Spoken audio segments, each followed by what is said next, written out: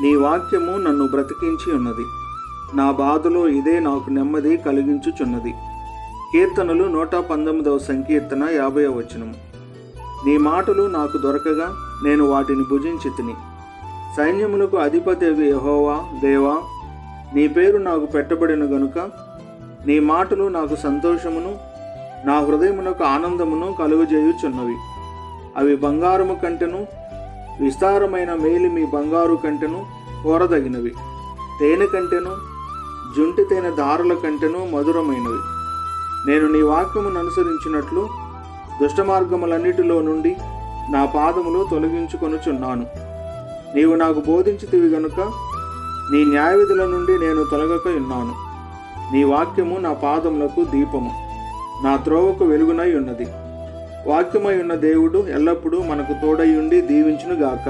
ఆమేన్.